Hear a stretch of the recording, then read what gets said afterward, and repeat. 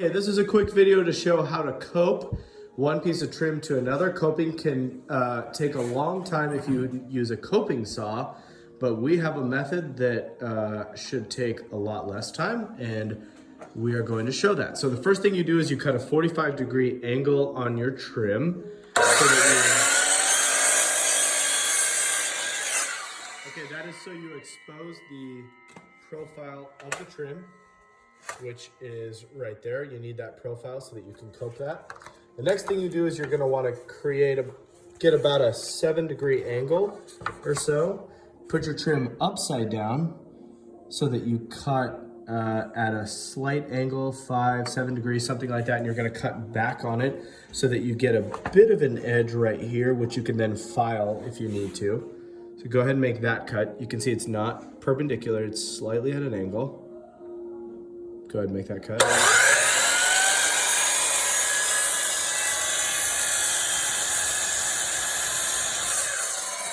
And you can see on this piece of trim, that cut is stopped right down to the profile. If you have a different profile of trim, you may need to use the next step of the cut before you do this. But for this, we can cut all the way down. And then the next step is going to be to secure this, clamp it to a table. And then we have a multi-tool here, and this is fantastic for cutting the trim profile. What you do is you put a few, go ahead. Relief cuts. Relief cuts.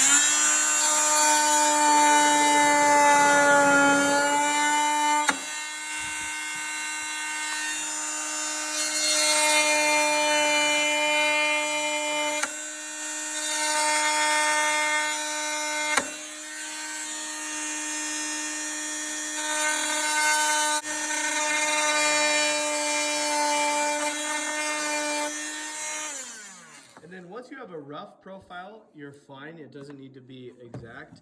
Then you take a piece of your trim, which you've glued a piece of sandpaper to, and a really nice glue to do that with is this.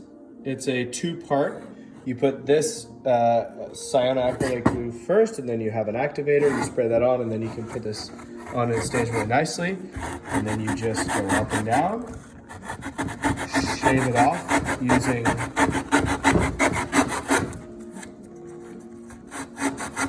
that sandpaper.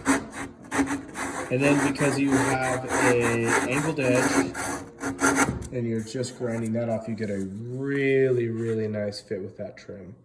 So let's get another piece of the trim here. You can take sandpaper trim, put that right up to it. You can see it fits beautifully.